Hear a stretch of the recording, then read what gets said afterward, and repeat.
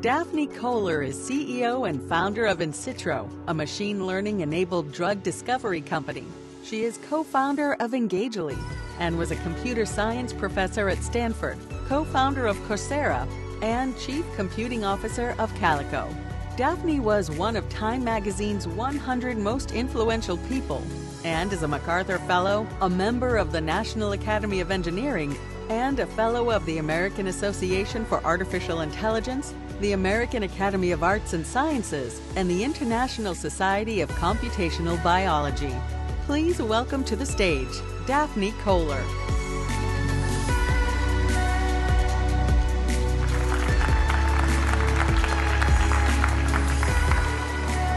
Good afternoon, everybody. It's a real pleasure to be here and have an opportunity to tell you about some of the work that we're doing at insitro on bringing together biology and technology in order to make better medicines for patients. So the tale of drug discovery is a tale of the glass half full and the glass half empty. The glass half full is exemplified by this slide, where demonstrates some of the advancements that have happened over the last 50 years that have entirely transformed the lives of patients that used to have diseases that were a sentence of death or to a life of pain, that are now manageable chronic diseases, or sometimes even cures, and cure is not a word to be used lightly. I'm not going to go through every example on this slide, but there are many patients that have been helped by the advances in this area. The glass half empty is what's come to be called Irum's law. Irum, for those of you who may have noticed, is the inverse of Moore's law, which I'm sure you're all familiar with. So Moore's law is an exponential increase in productivity in technology. Irum's law is the exponential decrease in productivity of pharmaceutical R&D, where if you look at the y-axis, which is on a logarithmic scale, it shows that the number of approved medicines per billion US dollars has gone down exponentially year on year for about 50 years. Now, why is it that those costs are increasing so rapidly? It is because fundamentally, this is a game of failure. The success rate of a program that goes into clinical development of actually being approved as a medicine on the other side is about 5%. Varies a little bit by therapeutic area, but that's been holding pretty steady, which means that the amortized cost per approved drug is $2.5 billion and rising, because each successful drug has to carry on its back the cost of all of the many failures that didn't make it through. So there are many reasons why one can that can be attributed to this, but the one that we think is really important is that we fundamentally do not understand human biology and human disease. So when we think about how we characterize disease today, the taxonomy that we typically use is one that is derived from a very subjective, coarse-grained symptomology that often dates back decades, that is filtered through the subjective lens of both a patient and a clinician, and end up lumping into a single mushy bucket multiple things that have that arise from very fundamentally different biologies. So the goal of what we try and do at insitro is to actually objectively, quantitatively, and with high content measure the underlying biological state of health and disease, so that we can then create a taxonomy of disease that is much more driven by those underlying biologies, provides us with actionable interventions, and hopefully allows us to make a real difference to patients. So in order to do that, you need to collect large amounts of data. And we collect data in two forms. We collect data from human patients, which we aggregate in partnership with others. You can collect data from from modalities like MRIs and CAT scans, from histopathology data, from transcriptional profiles, which measure the expression of every gene in the genome simultaneously, other forms of blood biomarkers, and more modalities that are emerging. In parallel, in order to also create an intervenable experimental system where we can actually do experiments, because you can't do experiments in humans until the very end, we create in our own labs a rich set of in vitro data, which means in the test tube, which again uses modalities such as transcriptional profiles, imaging, proteomics, and many more. Now, when you create these large amounts of data, these are way too much for people to interpret. And so this is where we use machine learning to interrogate those data and come up with an association to clinical data, clinical outcomes, an association to genetics, which gives us that very hard to find but super important notion of causality, because by and large, the genes are causal of clinical outcomes. And then this serves as a bridge between the genetics and the clinical outcomes, allowing us to find these intervenable nodes in human disease. So the platform that we've been building over the last 4 years or so is really something that collects large amounts of data from humans, generates in our own labs large amounts of data from cells, uses the genetics as the bridge between the cells and the humans, and allows us to create this manifold of disease state that we can then use to interrogate human disease. So in order to do that, we have built both a network of incredible partners on the human data side and some pretty remarkable capabilities in our lab that range from automated cell culturing systems that use machine learning to figure out when you want to culture the cells and what you want to do with them, ways to screen hundreds of millions of cells in parallel with different genetic backgrounds, and a really cool microscope that is also machine learning enabled that I'll tell you about in a few minutes. So the focus of the first part of the talk, or actually a thread that will proceed throughout the talk, is learning meaningful representations of clinical state. So where we measure human biology with very high fidelity, high content data, we run that through a self-supervised machine learning model. I'll tell you a little bit about that. And then use that in order to understand what we're seeing in the data. And the focus of much of the talk today will be on histopathology data because we've done a lot of work there and there's just so much richness in that signal. So the first case study that I'll tell you about is work by these wonderful two scientists, Mikhail Barakat and Paolo Casala, and it works, and the work is on understanding phenotypes of NASH.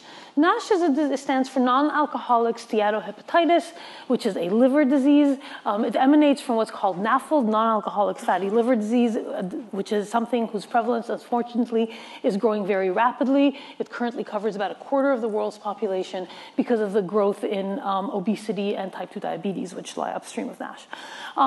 When NAFLD progresses, so NAFLD is the uptake of lipid droplets into liver cells called hepatocytes. When there's too much lipid in the hepatocytes, they become inflamed, they start to die. That in turn causes inflammation more broadly in the liver, leading to fibrosis and scarring and ultimately hepatocellular carcinoma, to the point that today NASH is one of the most common reasons for liver transplantation and cancer in the liver worldwide. So in order to interrogate this disease, we had access to a pretty incredible data set via a partnership with a pharmaceutical company where we had histopathology data from a liver biopsy that was taken at the beginning and end of a clinical trial. RNA sequencing data, which is the transcriptional profiles, were taken from the same samples. We also had blood biomarkers and, importantly, human genetics, which again speak to causality.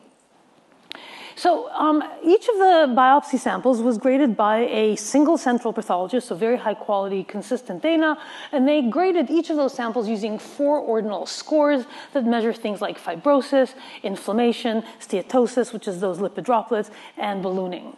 And we tried to do various things with these ordinal scores, and unfortunately, we're not able to see a lot of signal in those scores, not because the scores weren't good, but just because there's not a lot of variation. These are patients with fairly advanced disease, so they sit on a very small subset of the scale. Usually they have fibrosis like 4 to 5, and so there's just not a lot of signal to associate with other types of data. So the first thing we did is we applied a self-supervised learning to the histopathology samples. I didn't include any details on the machine learning model, but it uses an attention model, so it doesn't rely on any pathologist annotation whatsoever. It is driven entirely by those images. And then with that self-supervised embedding, we overlaid a single linear layer to predict the pathologist's scores, as well as to predict other important clinical covariates that are potentially quite informative. So what you see here on the left is the association with the pathologist score. So on each point on the x-axis is the actual pathologist score, and you can see on the y-axis the machine learned score. Very strong correlation, but with a fair amount of variation. And so the question you might ask yourself is that variation just noise, the machine learning doing poorly, or is that biologically meaningful? And what you see here on the right is that one way to get at that, because of course we don't have ground truth here, is to ask whether a patient who if a patient progressed over the course of the trial or not. And what we see is that patients who progressed actually have, actually this is regression. Patients who regressed were lower down in the scale of the machine learned score than patients that did not regress, suggesting that the variation that we see in the score is actually biologically relevant or clinically relevant. Now, that's nice, but we don't aim to replace pathologists. That's not the goal of the work. The goal of the work is to really understand the biology of the disease and how it relates to other important biological covariates. So what you see, so what we did here is to associate those scores that we got from machine learning with various important things. So first of all, we tried to see if we can predict liver gene expression. Remember, the gene expression was extracted from each of those patients. And what you see here on the left side of the chart is the association of liver gene expression. Each of those points is a gene with the pathologist scores on the x-axis, with the machine learned score on the y-axis. Anything that's above the diagonal is the machine learning having a stronger association with the gene expression than the pathologist score, so you can see pretty much everything is above the diagonal. And the orange dot that you see is what is demonstrated in the right-hand panel, where you can see the correlation with the pathologist score across patients being marginally significant, and the machine learning embedding giving a much stronger correlation with the gene expression. So even more interesting than gene expression associations is associations with genetics, because as I said, that speaks to causality. And this is where we found an interesting phenomenon, because we looked for associations with genetics, and we found a good number with the machine learned score because they are quantitative and hence better powered to associate with a genetic variation in the genome. What was surprising to us is that the best characterized genetic factor that drives NASH was not discovered, not only via association to the very coarse-grained pathologist scores, but not even to the machine-learned quantitative scores that were trained towards the pathologist scores, which is that middle bar on the left graph. However, when we said, you know what, forget the pathologist scores. Let's just take the machine-learned embedding and see which genetic variant is most correlated with that unsupervised, self-supervised embedding. And you can see that very strong bar on the right-hand side being a very strong association there. The lesson from this for us was that it's not the case that the reason we don't see these this particular genetic association is because we were not powered to see it, but because the pathologist doesn't know how to look for it. And therefore, if you train a machine learning model towards what a pathologist knows to look for, it learns to ignore what is a biologically relevant signal. What you see on the right, by the way, is that association with a beautiful dose response. The x-axis is the number of disease alleles going from 0 to 2. So in order to teach the pathologist what to look for, we employed two forms of explainability. On the top half is fairly straightforward, which is just looking using our attention model for the tiles that were most predictive of the disease variant and the healthy variant. And you can see that they look different, but it's hard even for a trained pathologist to look at two completely different tiles and say exactly pinpointing the difference between them. And so in order to create a more interpretable model, we used a generative adversarial network to basically hallucinate tiles along a disease axis that goes from the GG to the CC, so from the disease allele to the healthy allele. So you can really highlight to a pathologist, as you move along this axis in embedding space, what is it that makes the disease versus healthy? And that turned out to be a really valuable way of visualizing things to a biologist. So that's one vignette. I'm now going to talk about a different vignette. This is very recent. This is still on the NASH front, but this is how to tie that back into the to the in vitro or lab data that I talked about. And this is work by Hervé Marina Lee and Zach Phillips. So as we said, we are looking to align clinical data with in vitro data. And so in order to create in vitro data, we basically built in our lab, and this, by the way, is only one of the forms of data that we collect in our lab, but it's particularly, I think, interesting in the context of this audience. So Hervé and Zach built this machine learning-enabled microscope. So what do you see on the top half panel of that left panel? You see a set of rotating LED lights, and what the idea here is that as light shines through the cells, which are semi-translucent, depending on what the light hits, it refracts at different angles. So if you're able to capture not only the intensity of the light, but also the angle of the light, you can try and infer what is it that the light has hit. Is it a lipid? Is it chromatin? Is it the cell membrane? And so what you see here is a machine, on the bottom side, is a machine-learned reconstruction of what is effectively a gray blur that provides a high-resolution, high-contrast reconstruction of cellular morphology, including its internal structure. Then we had another machine learning layer overlaid on top of that that basically marks particular cellular compartments with fluorescent stains. This is trained using a method by which we take the cells, we fix them, we stain them, and then that stained output is provided to the machine learning model, so it learns to map between the gray input to the colored input, to the colored output. Now, with that machine learning model in hand, you can actually start to apply that to live cells. And so basically, you can now get all of the information content of this, what's called fluorescent stained microscopy, which requires that you fix and stain the cells without actually stopping and killing them, which is really important because, first of all, killing them changes them, and it stops the experiment in the middle so you don't get longitudinal phenotypes in the way that you see on the right-hand side. So with that in mind, we basically we're able to, you can see this is a reconstruction between, up on the top is the real staining with the experimental staining, on the bottom is the imputed or hallucinated stains. You can see they're visually indistinguishable. And now you can start to look at various cellular phenotypes, including in live cell imaging. So this is how we created, for example, a NASH disease model by taking hepatocytes, introducing a cocktail that induces a NASH-like state, and you can see that we were able to actually, again, take all those cells, self-supervised learning on top of those cellular images, and then with a single linear layer being able to impute to predict which of how much NASH cocktail each cell got with a single linear layer. So very clear morphological phenotype to this NASH cocktail. And now you can take, and I'm not sure the video will work here, unfortunately. Oh, maybe it will. Or maybe not. Where you can see that you could actually see in live cell imaging the cells reverting when you're introducing a drug that reverts the disease phenotype. So yeah, you can see that on the top. Okay, so the next vignette that I'll share is very recent work by Chris Probert and Zach McCaw, and we took the success that we had on histopathology in the context of NASH and applied it to a completely different domain, in this case in oncology. So here we took a fairly large cohort of multiple different cancers. It's a pretty old cohort. We're actually working now with a much newer one via partnership with Genomics England.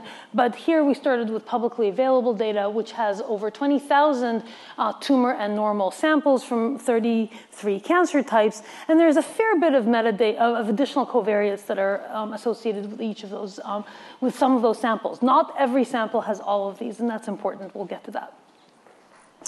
So first of all, we looked to see whether you could actually predict, for example, mortality risk using, again, a self-supervised embedding on the histopathology data. And you can see that this is, by the way, a pan-cancer model. We have similar models for individual cancers that also create that nice separation. And you can see that, again, single linear model, in this case trained using Cox regression, for those of you who are familiar with it, for survival analysis, you can see a beautiful separation between high-risk and low-risk profiles that was learned with that single linear layer on top of the histopath embedding alone. But again, I think the more interesting aspect is to try and associate the learned embedding with unmeasured covariates to get increased biological insight around the pathophysiology of the disease.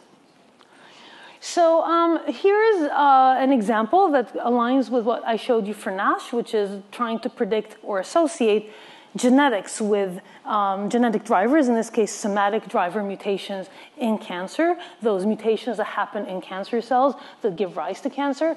And what you can see here is that from the histopathology data alone, you can actually predict with pretty high accuracy the genetic variant that was the tumor driver for this cancer. This is within breast cancer, which is actually pretty impressive because a person can't look at the image of a breast cancer and say, this is a p53 mutation.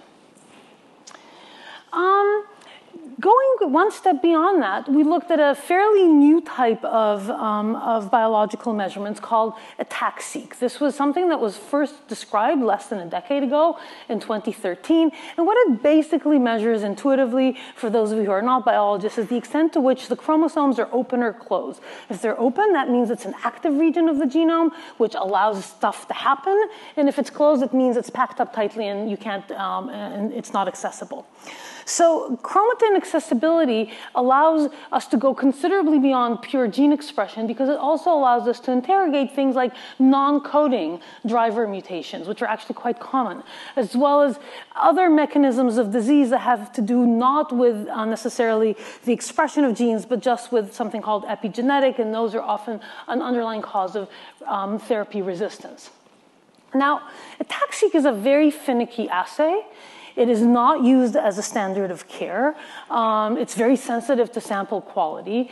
So there are a few small cohorts where these have been measured very carefully in a research lab, but they are not available in general for normal tumors of patients. So here what we tried to do was to ask ourselves, is there enough signal in the histopathology data in order to predict these attack-seq signals? And so again, you take the histopathology, self-supervised learning, and then single linear layer, seeing which attack-seq signals can be predicted. Not all of them are predictable because not all of them actually associate with histopathology, but there's 5,000 that were actually predictable from the histopathology alone, and you can see that the predictions are actually pretty darn good. So from the embeddings, you could actually predict with pretty high accuracy 5,000 of those histopathology, of these, attack-seq peaks. Now, this is a really interesting slide because it then asks the question, does understanding this attack-seq signal give us additional information? So what you see here is the same kind of survival curve that I showed before. High risk at the bottom, low risk at the top. On the left-hand side, this is in colon adenocarcinoma, so it's cancer-specific mortality risk.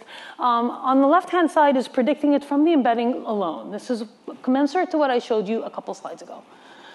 On the right-hand side is predicting it from the attack-seq alone. So basically, you take the embeddings, you predict attack-seq peaks using the embeddings. Now you have 5,000 variables from which you predict outcomes. It's not quite as good as the embedding alone, but it's still pretty darn good.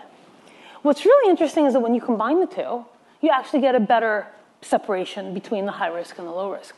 Now this is a little bit surprising because the attack-seq is actually imputed directly from the embeddings on the histopathology, so there's not actually additional information that's provided to the algorithm, but simply by training it in this way, it gives the algorithm an additional focus that allows us to make better predictions about outcomes than either of these two representations alone.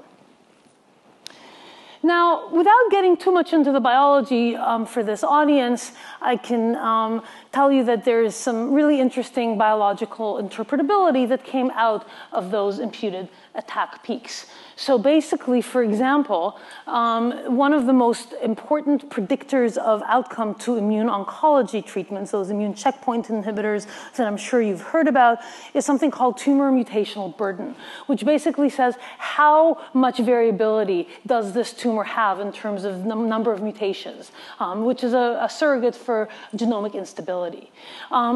Surprisingly, the more of those mutations you have, the better, in general, your response to immune oncology because the immune system is better at recognizing those aberrant cells. And so the question is, what is the driver of this tumor mutational burden? Because maybe that is a therapeutic target. And so we associated the imputed attack peaks with tumor mutational burden, and we're able to identify a locus on chromosome 11 that actually, the genes that are within that locus, all three of them are implicated in tumorigenesis and indicate poor disease progression. And so this is actually a really interesting sort of connection between the genetics of the disease, or in this case, actually the epigenetics of the disease, and outcome. Now, what's important is we would never have been able to make this association using the very small cohort of 400 samples on which ATAC-seq was measured. There's just not enough statistical power, but with the imputed ATAC-seq over a much larger cohort, you're able to make this association with tumor mutational burden. So in some sense, you can think of this as allowing us to use embeddings to provide a bridge between research data, which is very high quality, but often on very limited cohorts, and the very large real-world standard of care data sets where very limited modalities are measured, often with uneven quality, but if you can tie them to each other using the kinds of embeddings that we've talked about, you're actually able to get the best of both worlds. And what's important is that it allows us not only to make better predictions for patients, like the example that I gave you, but also to do better biological analysis by having these research-grade covariates that give us insight about the underlying mechanisms of disease. So effectively, you can think of this language of histopathology, which is what we were able to demonstrate here, and we could do this for other modalities as well, providing us with sort of a unified multimodal representation of patient state that allows us to do all sorts of things like make better patient outcome predictions, potentially make predictions about response to treatment, as well as uncover novel biological insight that might give us the path forward towards better therapeutic interventions. So I'm going to end this talk with a philosophical note that is really the answer to a question that I often get asked, which is, of all of the different things that a machine learning person can do, why are you doing what you're doing right now?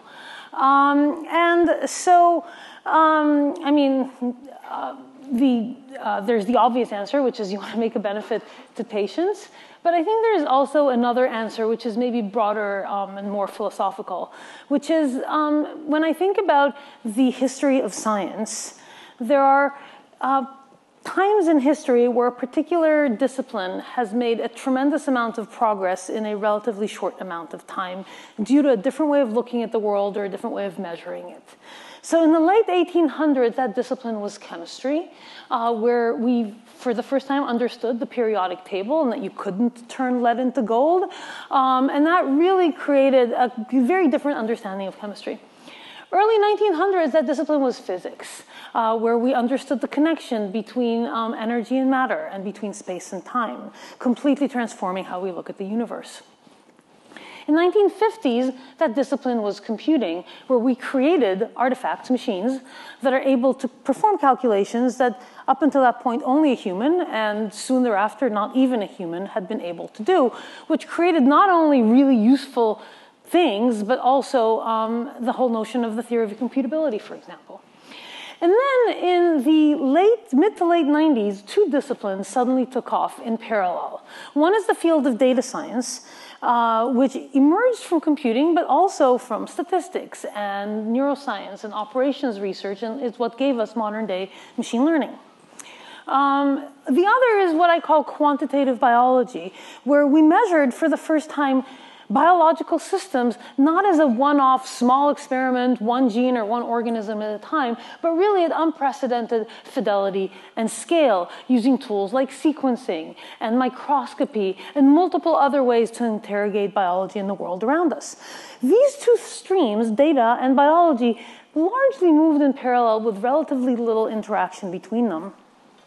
And the field that I think is emerging right around now is really the synthesis of those two disciplines. It's what I call digital biology. It is the ability to measure biology at unprecedented fidelity and scale, to interpret what the human can never interpret in terms of the amount of data using the tools of data science and machine learning, and then to take some of the incredible tools that bioengineers have developed and actually cause biology to do something that it would not normally otherwise do. And that has huge implications across a whole set of realms.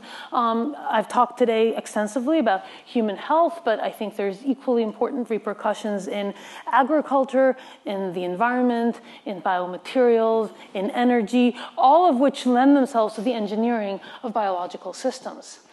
So I think that is really the field of the next 20 or 30 years. I think we'll see a tremendous amount of progress over those decades, and ones that will make a huge impact to all of us in the world that we live in. So that's it, and thank you very much.